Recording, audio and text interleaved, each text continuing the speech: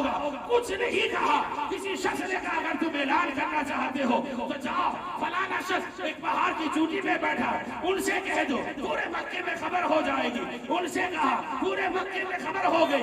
تمام دشمنوں نے مل کے حملہ کیا. عمر نے ڈٹ کے مقابلہ کیا, حتیٰ کہ اتنی لڑائی ہوئی کہ عمر فاروق کے لڑنے کی وجہ سے دشمنوں نے ان لوگوں کو اپنے حال پہ چھوڑ دیا اور کہا جسے جو کرنا ہے کرنے دو, انہیں جیسا لگتا ہے ویسا کرے.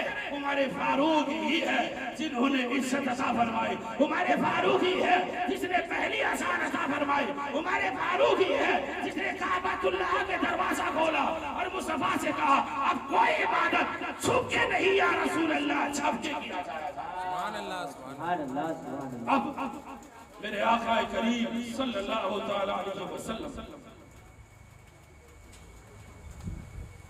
کہ ان غلاموں نے جو خدمتیں کی ہے یہی عمر فاروق ہے. آپ کا زمانہ ہے اور ملک شام فتح ہوتا ہے.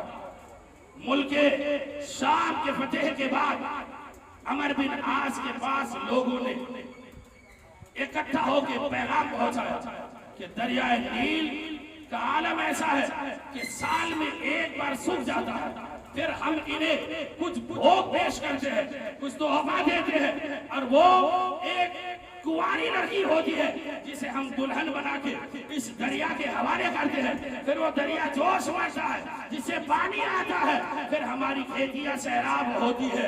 حضرت عمر بن عاص نے کہا یہ اسلام میں نہیں ہوگا کہ کسی کی جان لی جائے, اس لیے کہ من قتل نفسا واحدہ فقتل جمیع الناس, جو کسی انسان کو قتل کرتا ہے پوری انسانیت کو قتل کرتا ہے. اس لیے اسلام جان بچانے کے لیے آیا ہے, اسلام محبت بانٹنے کے لیے آیا ہے, اسلام دشمنی کو مٹانے کے لیے آیا ہے, اسلام لوگوں کو بچانے کے لیے آیا ہے, اسلام محبت بانٹنے کے لیے آیا ہے, جان بچانے کے لیے آیا ہے. اس لیے اسلام جان لے نہیں سکتا. مگر رک جاؤ, میں عمر بن خطاب کے پاس خط بھیج کے خبر لیتا ہوں. آپ نے خط بھیجا, یہاں کا اصول ایسا ہے, یہاں کا قانون ایسا ہے, یہاں کا دستور ایسا ہے. عمر فاروق سے کہا اور میں نے انہیں روک دیا. عمر بن عاص نے کہا میں نے روک دیا. کہنے لگا تم نے صحیح کیا, میں ایک خط لکھتا ہوں, یہ دریائے نیل کو دے دے. یہ خط دریائے نیل کو دینا. عمر فاروق خط لکھ کے غلام کے حوالے کرتے, وہ خط لے جا کے عمر بن عاص کو عطا فرماتے. عمر بن عاص نے خط دیا, کھول کے دیکھا, اس میں لکھا ہوا ہے من جانب عمر بن خطاب خادم نبی امیر المؤمنین غلام مصطفیٰ کی طرف سے ہے. اے دریائے نیل, اگر تو خود سے جاری تھا تو تو بند ہو جا, اگر تجھے رب نے جاری کیا ہے تو میں اس رب قدیر سے کہتا ہوں کہ جیسے تو پہلے جاری تھا ویسے جاری ہو جا.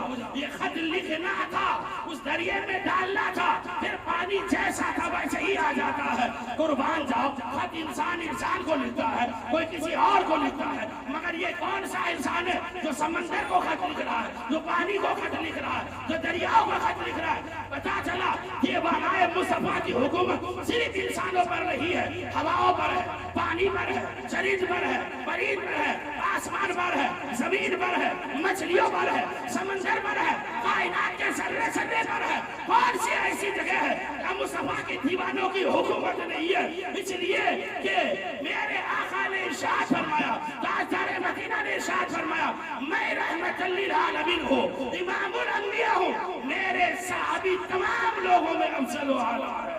سبحان اللہ سبحان اللہ. نعرے تکبیر, نعرے تکبیر, نعرے رسالت.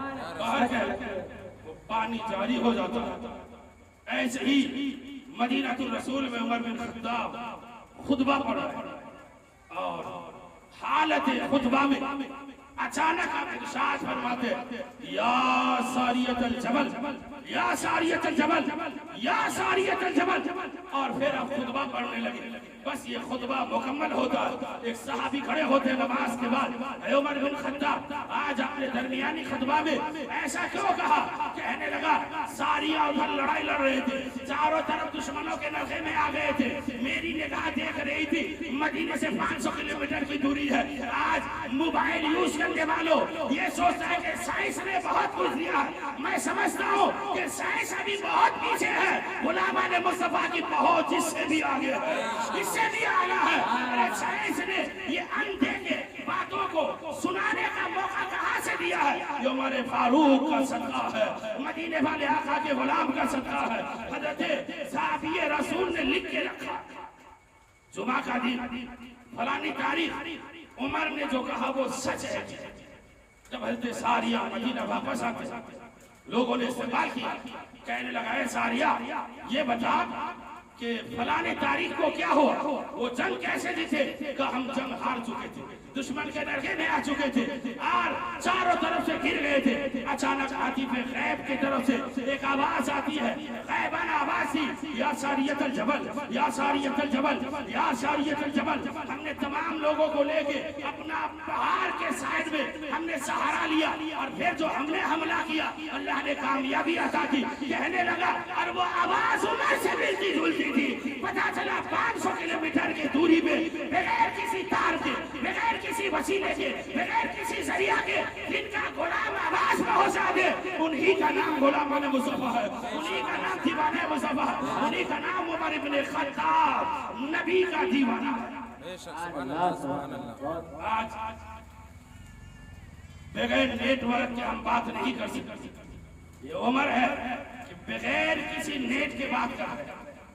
یہی مدینہ ہے، یہ عمر فاروق ہے۔ پوری دنیا سو رہی ہے اور بادشاہ وقت ہے، خلیفۃ المسلمین ہے، امیر المؤمنین ہے۔ اللہ اللہ اکبر۔